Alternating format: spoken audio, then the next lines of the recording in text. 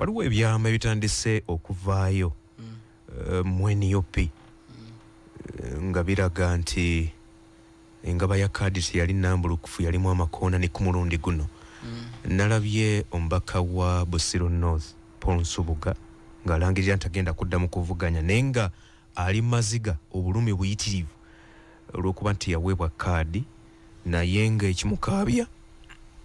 ekimukaabya kuba nti alaganga yali asobola kubanga yabaleetera n'obuwanguzi ku mulundi guli kwa 2021 okuba nti ebyama bino bitandise okuvaayo ku kaadi olowooza kirekawa NUP. Nagamba dda mukwano gwange oyo Nsubuga mukwano gwange twali nnyo mu nteekateeka z'amasaza musaza lya Busiro z'omupiira mugamba Nsubuga akasente ko kakozese bulungi omukisa guno gw'ofunye oyinza obutaddamu gufuna naŋŋamba lwaki ne mugamba ensonga ziri bbiri. Nemugamba ensonga esooka doli NRM eyinza okuba yalina obunafu mulundi oguddako bayinza okuleetera full force. Nemugamba ekyokubiri ekibiina kyo tekiri stable. Akalulu akaddako waliwo kaadi ezigenda okutundwa. Gwe wakimanya nti bagenda zitunda? Namugamba era n'omulabula era nti akatonda ne bw'omuleeta awo ne muleeta kati n'omubuuza. Nemugamba mu kibiina kyo bino nabimugamba mu 2023 2022 weewatyo. Nemugamba mu kibiina kyo waliwo kaadi ezigenda okutundwa n'eyiyo mweri. Nemugamba n'ensonga lwaki eyiye mweri. Nemugamba ekisooka bakulaba ng'omwana olwa saizi ye. Nemugamba ekyokubiri mu bano bonna tolina g'oli close naye. Abeetoolodde principal n'abali mu kibiina toyina g'oli close naye agenda okugamba nti ono Nsubuga waffe. Oli bibyo nabo bali byabwe. Bibyo nabo bali byabwe wayitawo ku lw'ekisa kya Katonda. Nemugamba ne mu kujja tewalina byafaayo mu by'obufuzi. Bino nabimugambirawo ku Lugogo. Nga muli babiri bwe muti? Twali awo Lugogo. Nemugamba so muto wange akasente ko kofunye mu kisanja kino kakozese bulungi weetereze ng'omuntu dizaako ko ku bantu naye nkubuulira amazima kaadi togenda gifuna ate n'ekisanja ekijjako teweebala nti muuli. Namuwa scenario meka biri nti ne bw'aba afunye kaadi NRM eyinza omuteekako amateeka amaanyi ba ku mateeka amaanyi. Ekyokubiri mugamba lwaki n'ekyokusatu olw'okuba tobadde nnyo na byafaayo nga omukisa gwakutomera omulundi guno bagenda kubanja bingi. Kitegeeza oteekwa okuteekamu nnyo okukkirizibwa kati nti ogwana ekisanja ekikola ki zaali scenario 3 era saali surprised nga ku list takola ki taliiko naye teyakyekanga kubanga wamugamba muntu gwe bamuwa wano Lubaga gwe bamuwadde tabadde kabadde kansala wano e Lubaga bwe mbaseerabidde tabadde weebusiro ko kayinza okuba abaddeyo gundi but abaddeko naaliko oyinza okugamba nti Nsubuga munnaaye ke kasajja akabadde kalwanyira tekabadde loyo eri abantu eri ekibiina kabadde loyo. So Nsubuga hivyo nabimugamba era bw'aba asobola okujjukira emboozi yange eyo naye wali obimugamba lwaki? No mukwano gwange muto muvubuka munnange. Ze byobufuzi byange sisosola mu bantu. My friends are cut across all political parties. So sayisi bimugamba mu mutima mubi naye nali muteekateeka kubanga nze ebyobufuzi mbirabye mbibaddemu ndabye betray eziri mu byobufuzi ndabye obunanfuuso obuli mu byobufuzi byonna obiraba. Wakimanya nti kaadi ya Nsubuga Paul Nsubuga omubaka wa Busiro North nti yo yeri ku listi zeze zigenda okutundibwa. Noonya Paulo Nsubuga is accessible mulete wano omubuuze byenkugamba kumpewo mugambe watuulako ne Bulola yagamba ati simanyi oba anaakwata nandi mukubidde wano essimu kati kubanga mpulire gwe wamanya namugamba Nsubuga weetereeze kaadi ya Paul Nsubuga kaadi eyinza okuba nga tekola ki gwe munoonye ja munoonya mu budde bwe kamunoonyeeko wano ku ssimu kubanga simu ye ngiina wano ne simanyi oba tali bize oba kyali mu kiyongobero nga tuzze ku ba independents abalala waba kamba buulire ebyobufuzi si ddiini nti pasita abuulira kisa kya Katonda abuulira mateeka 10 abuulira ki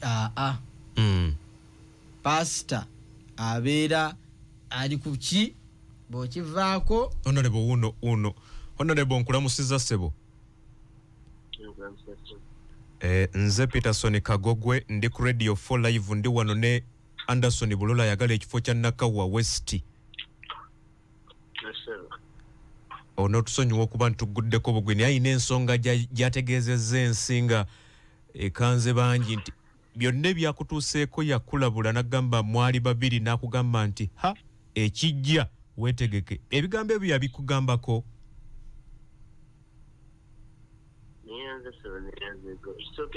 Anderson mukwano gwange muganda wange ntambudde naye nzanye naye buli kimu era tunyina n'essimu yingi n'ebigambo yabingamba era abijjukira bulungi yakugamba kubanga agambye nti yakugamba kadi yo egenda kutundwa kadi egenda kwebwa omuntu omulala NRM egenda muteekako amaanyi NRM egenda kuteekako amaanyi n'ebirala ebiringa ebyo byonna abigamba Anderson yabingamba nkugambye talinga yabingamba ate mugoberera nnyo ebigambo yagera ebisolo ebisinga abikalokireetinga musajja mugezi byonna yabingamba ate nange sikonjera kituufu kadi yange bagitunze ne bagiguza ate omuntu atalina yadde 2% 3% n'agabadde insistinga nti nkomewo n'ekiki ekikulu ekyo kisinga obukulu bingi byenyina oba oliawo okutegeeza abantu naye nasazeewo entyo olwafaata consultations ezabadde oba oliawo nyingi naye nga byakugamba nasoni kituufu nnyo nanfaako ne ku magezi kuba abadde musajja wange nnyo kimanyi musajja we NRM embadde mu opposition naye buli kimu yakinyamba nga bw'otwogera naye tujjamu ekibiina ne twogeranga bantu so ali omu ku bantu era obaoliawo abandabulyawo abampoonyingirawo bifo okulabula kwe kwe yakola wakutwalanga ensonga wafaayo okulondoola kwe bye yagambako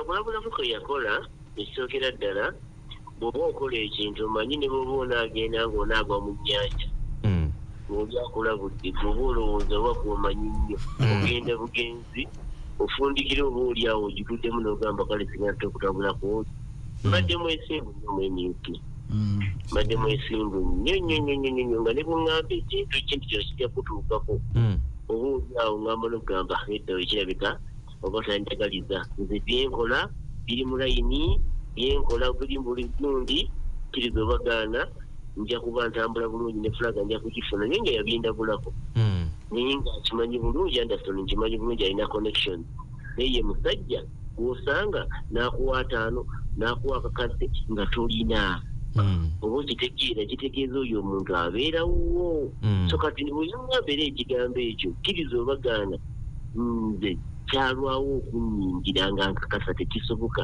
kyova olaba constituency yange almost 95% bali mu maziga agatagambika ku decision eri suicidal eri treasonous emipo gye yatekinze naye kyazze nga buli omu takisuubira nga kwe kwennyamira actually kaadi ya Busiro North mu kaadi zonna ezaagasibwa ku Uganda ku saidi ya NUP oba ezaatundibwa ye kaadi ekyasinze okwewuunyisa abantu kale ne bwe saali badde nzi oba nga banneetamiddwa kyembadde sisuubira yali badde omulala nga munnabusiro tekuli n'omu ku bannabasiro omulala gwe bagiwadde bagiguziza mu Nagomba ow'emyezi 2 mu constituency.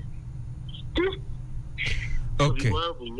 Honorable, nsaba tukunoonyeeko enkya tukuleete ku Radio 4, Radio 7 ne Radio 8 oyongere okutangaza ensi ku ensonga eyo eyongere okunnyikira kubanga abamu bagyogerako matobotobo.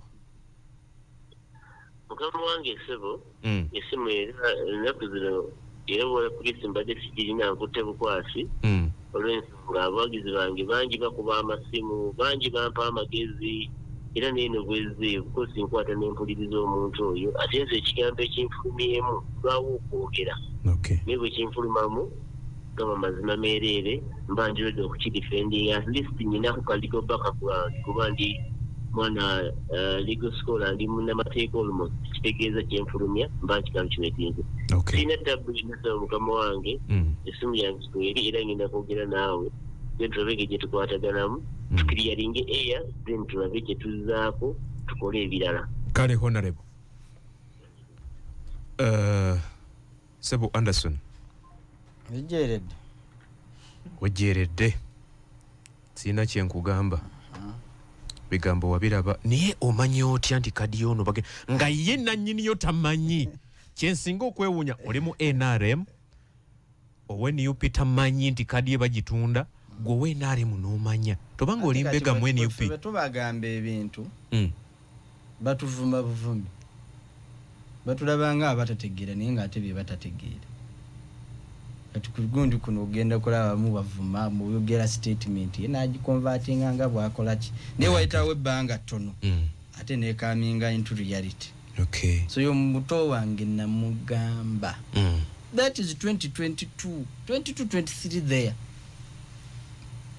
mugamba weetereze togira nnyo Katonda akuwadde omukisa naye I am telling you this with authority, this is going to come to you. Jowero Ssenyonyi tumutidde mu kalulu kano kuba muvuganya ku kifo kyekimu nakyogerako ko omwana omu yambuuza namugamba omuntu asobola okumpangula akalulu with due respect Mwami Museveni Mwami Kyagulanyi abasobola beeyimbamu damu katono omwami President Museveni omwami Kyagulanyi abo basobola okumpangula akalulu naye ate tebeesimbye ku bubaka bwa parliament ekitegeeza ku level y'obubaka bwa parliament abasigadde bonna ku level y'obubaka bwa parliament omuntu gwe nalisobola kwesimbako singa naliwo then nga nina nga nsobola okwesimbawo yali Bidandisali nga tasobola muvuganya ne Ruhindi lwamaanyi ge baalina. Those people were powerful. They were felt by people bayina embali ez'enjawulo. Jowero Ssenyonyi talina maanyi talina mpewo mu babaka ba parliament boti okwesimbako taliimu baaluuni bw'okiraba kinene kitambula mu bbanga ogamba ho kino oyinza kisitulawa naye ng'okiteeka ku lugalo oti Jowero baaluuni ebigambo bino biri ku record akalulu kanaba kawedde no tosobola kubeera mubaka wa parliament for 5 years gwe leader of opposition ono the nomination day lolwana okufuna owa boda gowe emitwalo ebiri akuwerekere nomination day olwaleero bali mu kiwaatule babeegayirira mitwalo 2 mujje muwerekere rope bali mu bukoto beegayirira bannange mujje mitwalo 2 rope yandibadde nga kakati abantu balwana na bulwanyi kumuwerekera olw'ebyo byakoze project zaakoze zizandibadde zisimba kukuba naye rope lwaleero jangu but you are fighting on the nomination day osasula abantu emitwalo 2 ababoda toyina n'abantu bayinza kuwerekera noŋŋamba mbu w'amaanyi si w'amaanyi gwegenda kati 20 tale 2 kati buli omu agenda kuleeta 5 boda nga 2 ogamba omusajja oh you are hiring abamuwerekera noonya bannoonya hiring opangisa ne kuno se kumukkakkanya opangisa abakuwerekera ono nomination day se kumukkakkanya awe bivulu byandibadde bisuza bikuba kasiki anchi agenda ku nomination akasiki kandibadde kasula kakuba nete biriwo naye the place bipande baluni Kasube bakajikonda baluni kikiri ko kubalale nakuzo omwezi 22 n'ennaku 23 buli muna Uganda yena ngo bado yine ebisanyizo oyina senior 6 as a minimum ofunye emikono ejikusemba ofunye n'abantu abakusemba oli muna Uganda okkirizibwa okulonda osasudde miliyoni 3 okkirizibwa okugenda n'osaba ekifo ekyo. Constitution yegaba obuyinza obwo. Constitution is only half of the people. Kakati okugamba mbulwacho yagala kujjayo gundi obanga atawadde constitution kitiibwa obanga atabazeemu bali abalunzi baba salawo ani gwe bakola ki gwe baagala. So kyokugamba nti weesimbye ku muntu olwokugamba nti no wamaanyi nnyo, amaanyi gali mu bantu, amaanyi tegali mu ffe beesimbyewo. Nawe okimanyi nti wamaanyi? Amaanyi gali mu bantu, amaanyi gali mu bantu. Ensi etunuulidde ekinaava mu kalulu ka Nakawa West kubanga okusinga embiranye eyinza okubeera wakati wo ne leader of opposition Yoweri Ssennyonyi kubanga era nga bwe kiri ne ku bwa president embiranye eri wakati nnyo wa NUP NRM n'ebifo ebisinga tugenda kukiraba nnyo. Kiki osuubira mu Nakawa West? No, nze okusooka nze nine essuubi ddene kuba kati ze ngenda mu kalulu kakumeka kakubiri na testinga kodda ku buwanguzi na testinga kodda ku challenges kakati ndi mu correctinga mistakes.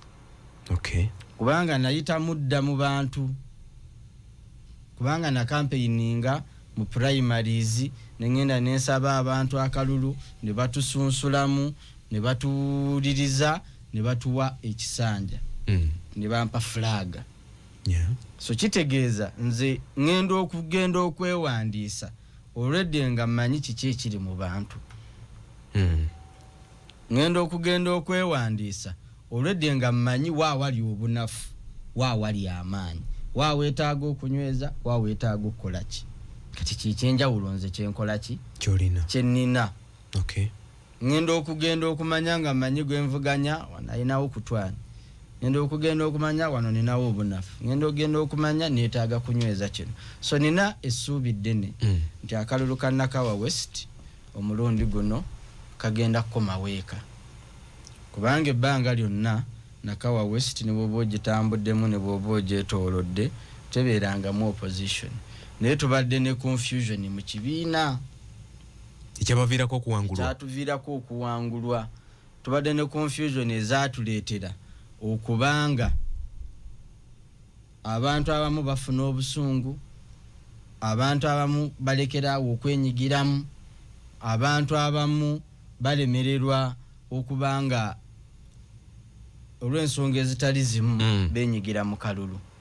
Kakati ebbanga letumaze nga tukampeininga mu primaries, even before primaries tuzze tugonjoola ensonga ezo, tuzze tutuukirira abantu abo abaali batuvuddeko okudda ewaka, tuzze tubeetegereza, tuzze tuboogereza abavubuka what went wrong, abakyala abaali batuvuddemu what went wrong, abantu abakulu lwaki temujja kulonda.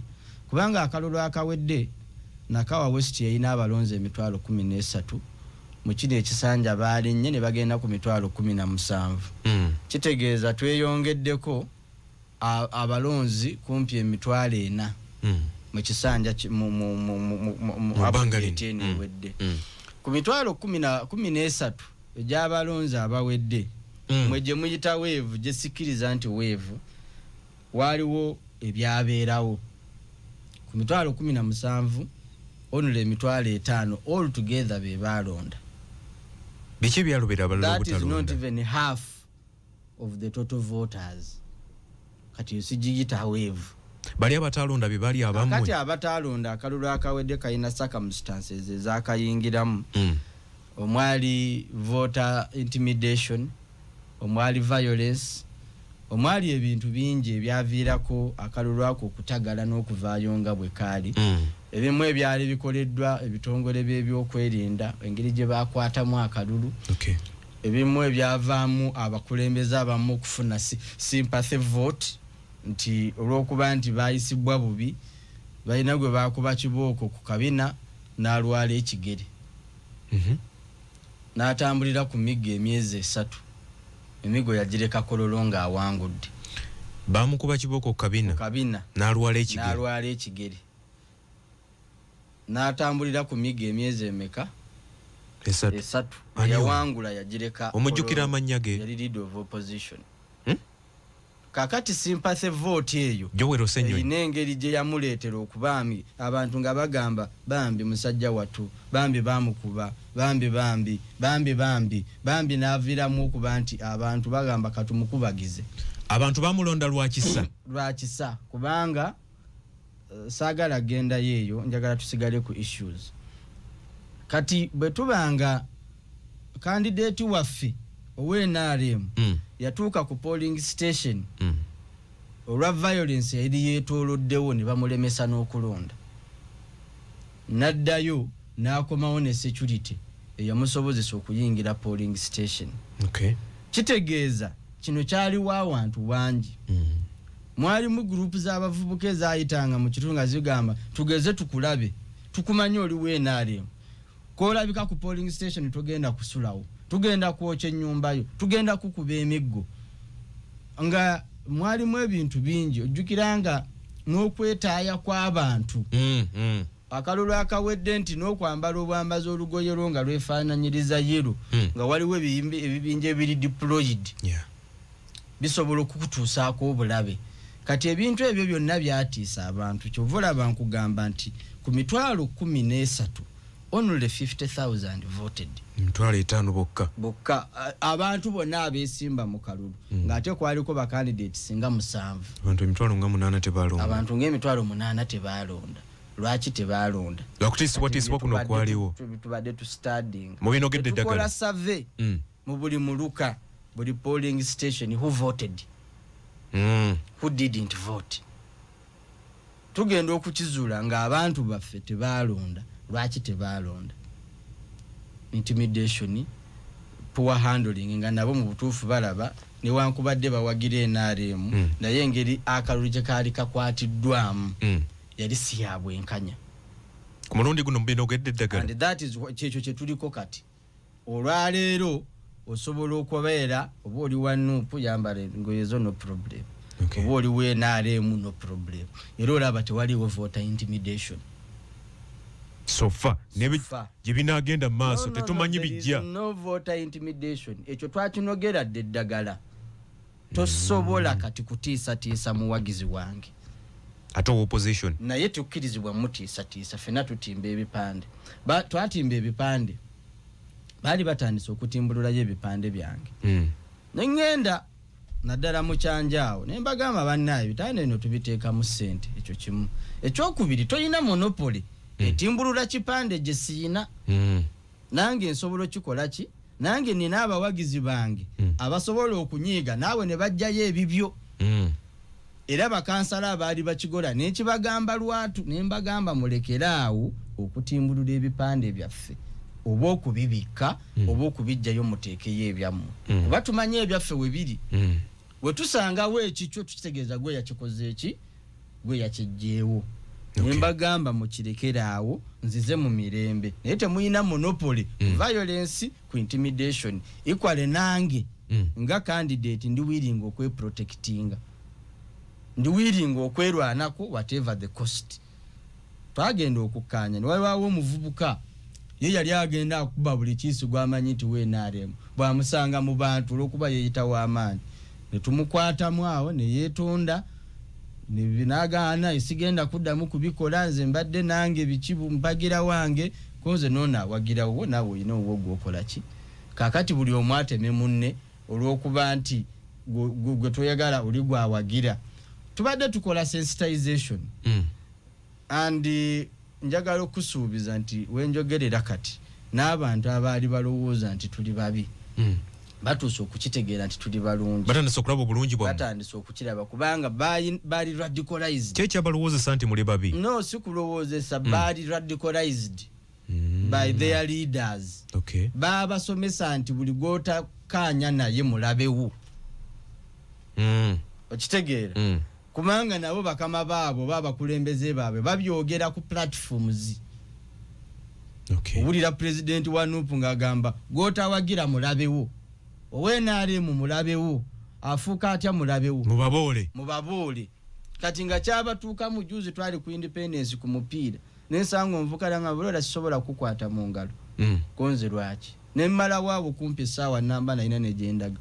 Nangamba president waffe yatugamba tubabole. Kubanga namwe mubabole. Mugamba kakati omanyi kye bayita accident ntiye. Tinga bakonye ne mugamba ne de accident. Accident kye kintu ekigwawo nga tokikoze eki. Tokisuubira. Singa wabaawo ekikugwako nga tokisuubira. Oba ne wabaawo ekingwako nga sikisuubira.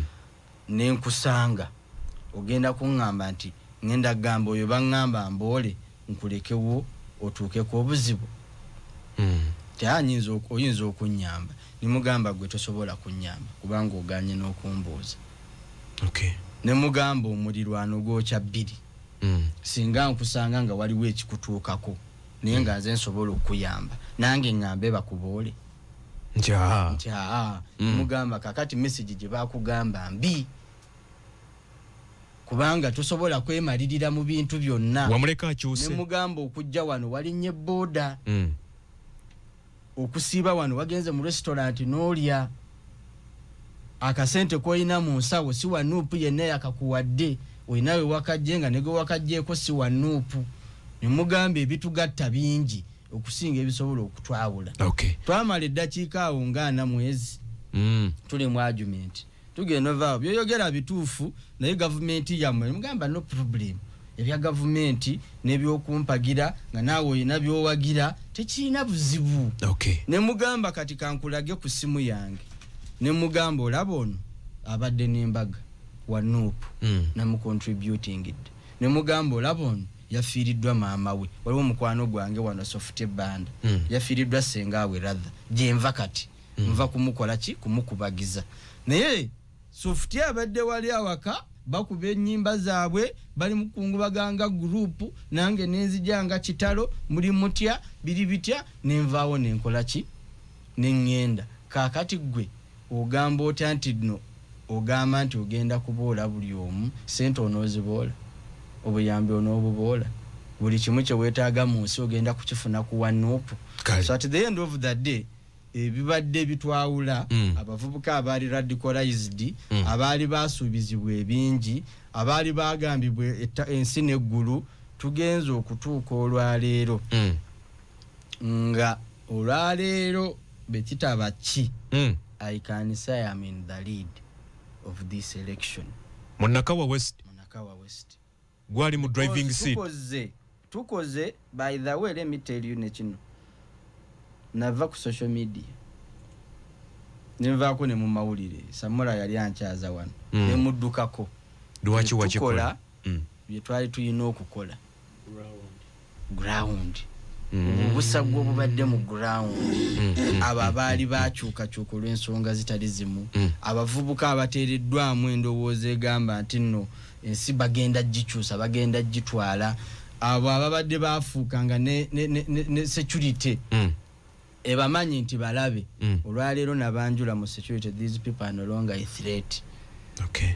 Security ng'esiiba ekola ebikwekweto olwaleero bitono ebiri mu kitundu lwaki tugenza okuzuula ekizibu ebinyiiza abantu ebitwala abantu nga nsonga ntono nnyo okugonjoola zeetaaga bwetaazi muntu azitegeera asobola zituula wakati n'azigonjoola ekitundu kyaffe ne kitereera. Era ezisinga ozikozeeko ezisinga 80%. Oyogedde ku nsonga y'ebipande abadde batimbula ebipande ebyabeesimbyewo mabega kawuna laba n'abaserikale ba poliisi nga balwanagana n'ebipande bya Kyagulanyi bubi bonga timbogerako mwogera kubanga bobanga nawe kikuluma okuba nti ebipande byo bitimbulwa oba bakikolanga lwakuba nti babeesasuza kubali kye bakola eby'omuntu waabwe kubeera nabo nabalabako emabega nga balwana bagamba mu Kampala ebipande bya n'olunaku lwajjo nabadde ndi nayagala bwa Lord Mayor nsubuga bali mwezo naye ng'okwemulugunya kwe kumagamba nti waliwo abamutimbulira ebipande kati gufuuse muze gwe mugenda gukola mutya. Go gubaddewo nti kati yoli violence eyayingiramu because ebintu bino byatandika 2021 tutwalina this indiscipline in politics for your information bitandise of recent nga waliwo abalowooza nti ye gwe baagala yoyo abalala tebalina kukola ki kubeerawo but mpola abaana bagamba mbu small tugenda tudiringa nabo tugenda tubazaamu empisa tugenda tubasomesa. Sensitization is important kyova periodically ne bwoba professional mugundi kiwetaaga okukola refresher course. Wetaaga okugenda abaddemu bakubangule baku updating ku bipya ebiriwo bwe kyawakoma okusoma baku refreshing. Luli wali okozesa keyboard kati tukozesa touch luli wali na shortcut zino tugeze obodi mwait oyino kola refresher courses ezo usigale kati abantu bana abamu ebyobufuzi babitwala personal okitegeera bwalaba gwavuganya naye oyo mulabe nza abantu bange bonna benvuganya nabo bwe mbasanga ku mikolo mbabuuza Ismail ne bwaba Joel simuyinaako buzibu. We've known each other for like I think 15 years. We've known each other abadde mu mawulire nga ndi mu activism nga nkola amawulire n'agasoma kati kitegeeza he can't be an enemy. We are competitors in this. We have different ideologies and beliefs politically but he cannot be an enemy. Olwe bisigalanga bibagatta ng'abantu. Bisigalanga bitugatta. Sinkana see we are humans first. Tuli bantu okusooka. Tutemuli bana Uganda. Tuli bana Uganda. Tetulina walala bwe tusobola genda. Tulina walala bwe tugenda kufuula. Wano we waffe. Ne makubo gye muyitira okunoonya nti muweereza abantu. Supermarket mwe tugula ebintu. Banka ze tukozesa buli kimuffe kiti tuli wamu. So sisobola gamba nti olw'okubona tuvuganya ate kati mulabe wange bwayita wano sobola kuyitawo wakola bwati kati nkiraba bwe no we differ. Ludde kyo lwatandika okutimbu enkole neyo kutimbula ebipande by'abalala. Sene bana abaana beyita ba foot soldier. Be babirese. Be batandise ebyo emizijo simanyi tumuyiseemu eggaali. Eggaali gye bayisayisa mu bantu ebyo. Kakati abamwe baleetedde n'ebizibu. Olw'okuba yakikola alowooza his right. Yerabira nti rights ezizo tezirina kuyingirira zange. Oli waddembe okutambula obukonya naye atenze obuneesitaza. Oyinza okugamba nti nze nkedde olwaleero I don't feel like dressing. It is my right. But right yo ebeera eri mu kwenfulinga ku right z'abaki z'abali kigikufuula omusango. Oli waddembe okutambula ng'owuba ebikono ng'okuba emigundo okuba empewo naye bw'onkubiramu it becomes an assault. It is your right to go ng'ogenda ojabinga empewo ng'ogenda obula apakati bwenkwata konze oba guba onkoze eki guba musango. Kati ignorance is part of the problems we must deal with. Obutamanya ate obutamanya tebukuggisaako musango. But any bad leader would say nfunye opportunity okukendeeza okulaga amaanyi gange. Oyo omwana yali akuba abawagizi ow'ekisaasi gwe mbadde nkugamba. Yamala okuba abantu, yamala okuba oyo omuwagizi waffe n'agenda wali mu kabaala n'aggulawo omusango poliisi n'ejja mukima n'abagamba akamalemu walagi wange. Muninda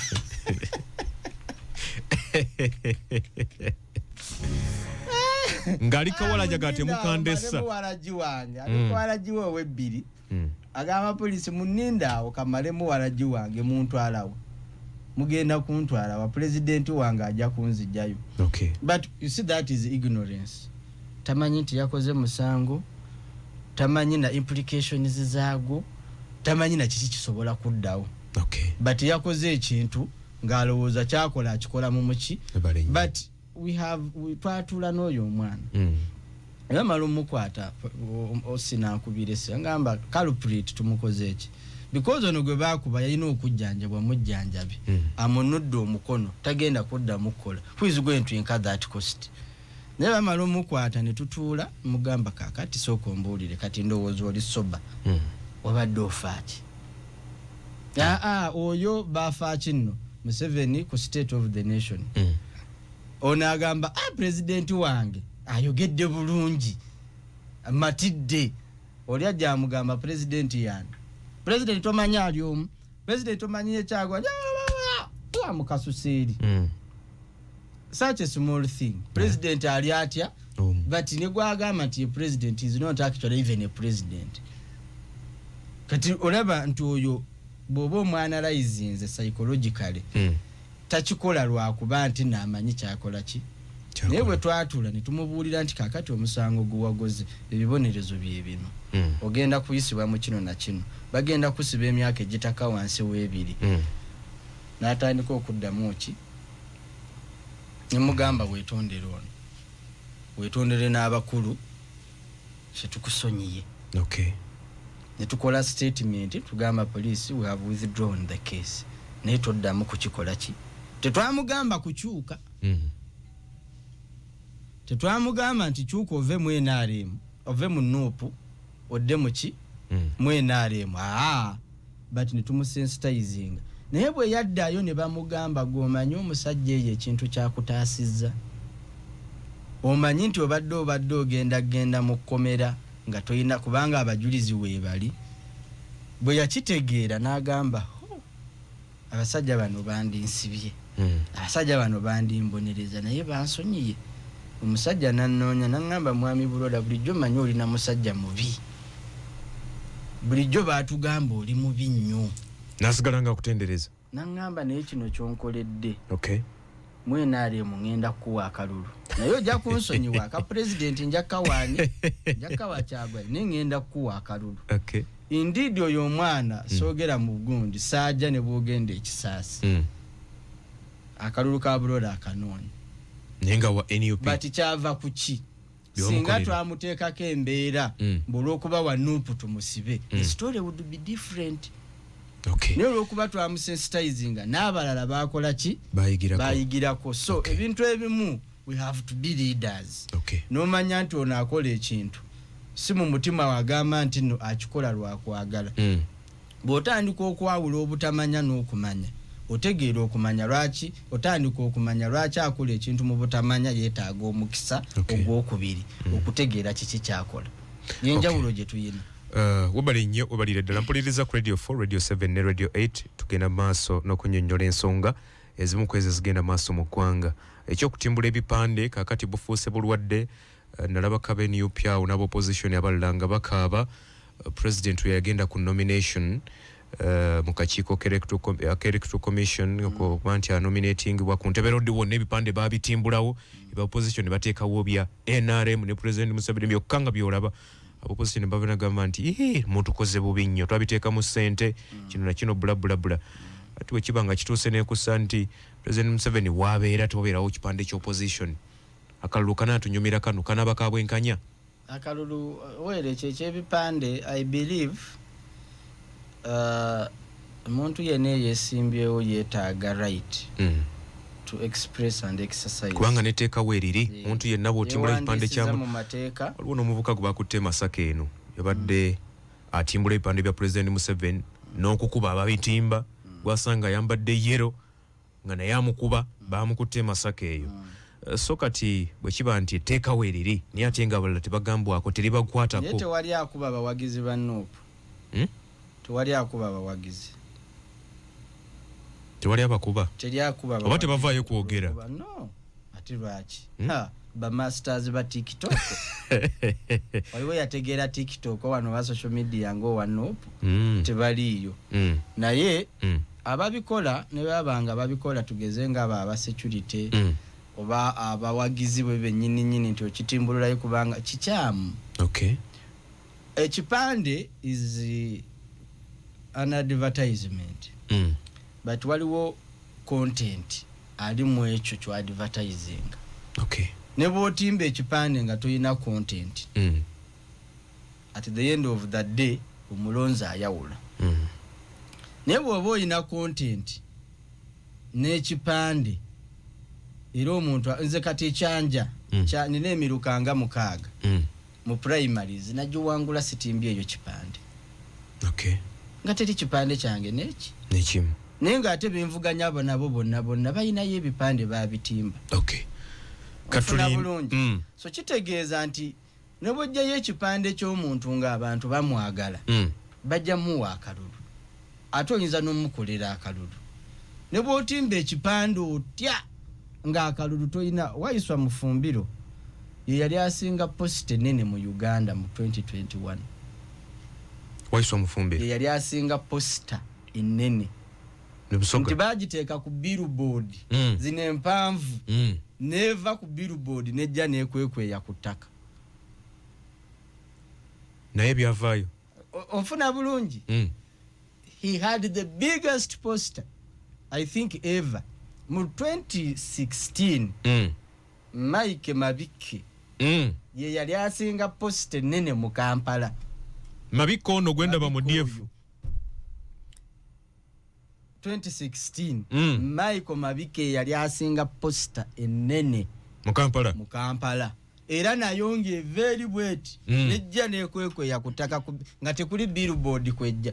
Now imagine a poster nga teina billboard kwejja mu ggwanga because billboard ezisinga obunene ziri mu bibuga nga tejjaako. Okay. So okutimbululayo poster y'omuntu it is wrong. Nawe avuganya n'omuntu bw'otandika okugamba nti nno otimbululayo deliberately ebifaananyi by'omuntu. Naye kye nalaba ku bya pulezidenti usually babizingako ne babiteeka ebbali tebabidifensinga. Ekyembaale kye nalabako excuse yaweebwa yali nti baali b'obstructinga ki traffic kubanga baali bagikululira ku kkubo ng'eri mu obstructinga traffic. Sikafu we yali ekola ki we yali eva but usually kuba nzijukira wane Nakawa president we yali ajjaawo kwa Aga Khan okugulawo eddwaliro lya Aga Khan nasanga babizinzeeko nga tebabiyuziza nga tebabikoze eki ebimu nga babikyusiza nga babitadde ebbali. That would be okay. This is bad but the worst would be to deface. Okay. So ate nabo munnaye bamu basaasire abaali ku mulimu gwe akulwana n'ebipande gwe ateekawo embeera. Muntu yenna nga ateekawo embeera ku lw'omulimu gwe tomunenyanga nnyo. Kiringa gwe wano okusanga nga weewombeese nga balamu ayingidde wano naye nga minisita bw'abajja omuggulira oluggi nga bw'oyagala n'ayitawo nga teweekoze ekiro okuba balamu yasasula akasaala oteekamu kaleka yasasula ga muzeeyi otya. Ampuliriza katugende ku nsonga y'aba independence. President Museveni yasinzidde mu kibuga Arua sabbiiti eyeewedde n'ayimbula. Olina statement n'agamba nti bwe mbanga musobola mulina obusobozi nga mulaba abantu bwe twawa flag mubasinga amaanyi mugende mwesimbewo. Era Theodore Sekikubo abantu 12 bokka ku abo 210 abataafuna kaadi bagamba bakomawo. Kino mmwe abalina flag tekigenda kubakosa. Definitely kikosa naye n'eyo statement si ntuufu. President anolagirako yabagamba tetuganya abamu ku mmwe muyinza okubanga mu primaries temwamatira. Abamu muyinza okuba muyina ensonga naye gwe n'owulira otya ng'ogenze mu kalulu obululu obwandi bawanguza ekifo ne mubugabana ate betuvuganya ne batuyitako. Bwe yababuuza n'agamba onoowulira otya nga ggwe nga gwatulemeseza okuwangula ekifo ekyo. Ekyokubiri n'agamba mulekeraawo okwawulayawula mu bawagizi. Newe tutayina nnyo batuvuganya bwe muvuganya mmwe nnyini muleeta enjawukana mu bawagizi. Ate abawagizi tutwale omutima gwaki gw'ekibiina. N'agamba naye gwe alina evidence nga neeri tebasobola kugiraba gwe ebyo tusobola okubitunulamu nti walina okunyigirizibwa ne tribunal kwetaakola ki kwetaawa attention. N'agamba ebyo tusobola okubitunulamu biba byaki byanjawulo. n'agamba ddembe lyammwe okwesimbawo kyo tekitegeeza nti abagambye mwesimbewo because nene bwe talina buyinza bubagaana. It is a constitutional right of every Ugandan. Tetuyinaamu gundi obwo bukulozi bugamba nti oli bwakola bwati kubanga ojjukira tuyina presidency ya Muhammad Nserekoti Nkasimire Nowagaba Sekikubo oba nani omulala tuyina presidency zaabwe nti ekibiina kyabatwala mu kooti era ne bafuna judgment egamba nti nno kibaali bakola kyali kikyamu okwawukana ku kibiina naye bagitwala mu parliament. Rebecca Kadaga yagamba nti basobola kugoba mu parliament balondebwa abantu tebalondebwa kibiina.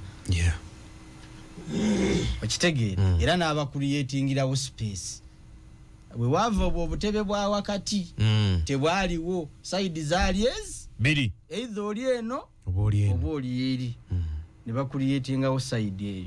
Olwaleero n'abamajje we batuula oluusi anabamu abalala abalowooza nti batuulawa ne mu independent nti bw'oba ogenze mu parliament okola memorandum of understanding either no opposition oba ne government nti bw'otuula kyovula aba independents bangi tebalina side babeera wakati awo banampa wengwa naye osanga atudde eno no problem abalala basanga batudde ku side y'opposition no problem.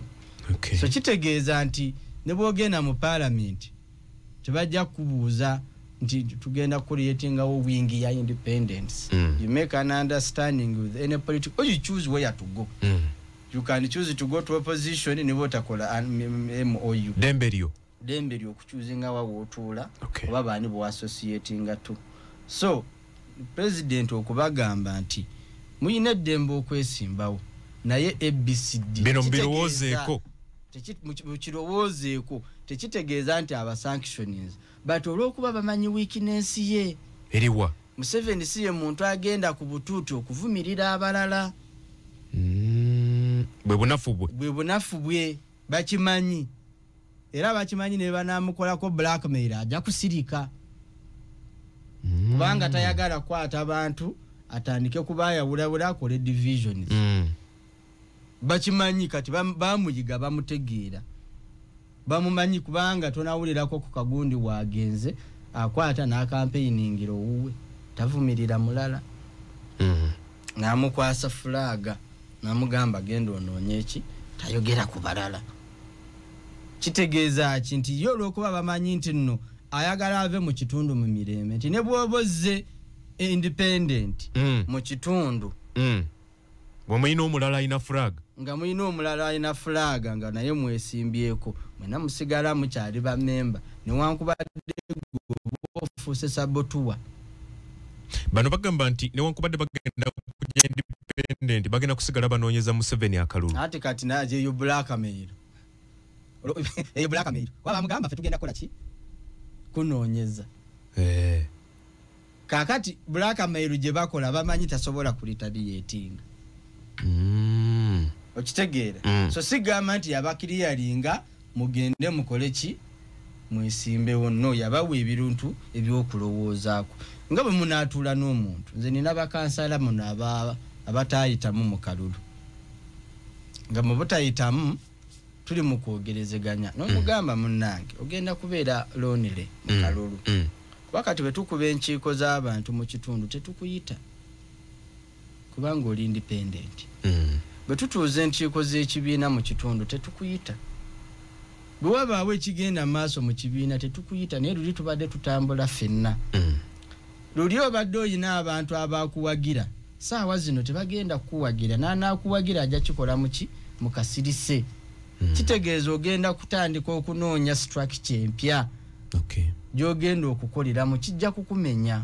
Gumiikiriza nekyala n'omugamba kati ovuganyaani ovuganya wa flaga oba ovuganya abalala abali mu kalulu bangi. Agenda okulaba nga perspective gy'omuwa ntuufu n'agamba okay let me stand down. Kino kibaleka wanga mu abalina flaga no flaga gamugenda kwanganga abantu ab'enjawulo mulina ba independent ate nga bammwe mulina nabo opposition ababali obukiika ng'emimu mugenda kikola mutya no tujja wisalu kibiina ebiseera ebisinga ekibiina kiba kibiina ekibiina kiba n'amaanyi agaakyo tolaba alina kaadi ya common mans party oyo sebo aba alina advantage kuba aveera amalusani olusaniya bwe lumukwata mu mutwe ajja anoonya lusaniya era byonna ekyokulabirako oleese lusaniya wakiri tugende olusaniya lw'omusajja luleke oli ajja anoonya baasi ye eriwa naye kaakati jjukira olino alina omupiira oli alina akasepiki ono alina akabinika olina bukola ki buyisinganya ajja ne mupiira yagwerabidde yaŋŋamba wa mupiira oba wa kasepiki tasoma kulaba linnya kifaananyi kibaako yanoonya kabonero anoonya kabonero gwoza lwaki babawo obubonero tebandetaddewo bifaananyi byabwe byokka lwaki babawo obubonero toyinza okwerabira erinnya naye ng'ojjukira simbu gwe tobeeranga kaawe erinnya lya samula ne likuva mu mutwe lugamba gwe no freezinga nezijjukira owakapapula kituufu owa famire lugamba gwe guuni mpazi owakapapula yaani owakapapula nze nina abakwano bange bano mutopowa juzi wano nayina gwe nnoonya naye ng'erinnya topowa linvudde mu mutwe but it's a very common and popular name naye ng'erinnya I had to call neŋŋamba gundi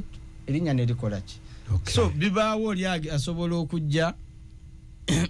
okujja ku gundi okujja ku polling day ku ballot paper nga talaba linnya wamuguddemu bugwi okitegeera wamusanze mu kkubo takumanyi naye wamusanze awo n'omusaba ki n'omusaba akalulu n'omugamba akabonero linnya lisobola okuva mu mutwe naye akaki kyenva mpulira nga President Museveni bulwada londa bus Kyagulanyi bwatuuka londa mbuleera kati lwaki olonda akabonero tulina ebifo tugeze nkyo mubaka wa parliament mu bukoto mu embeera mu bukoto 2 abantu bamanyi negosanga akaana wonale boy Anderson buloda bamanyi naye waliwo gy'otuuka mu kitundu nga face yo erinnya limanyiddwa naye face teri familia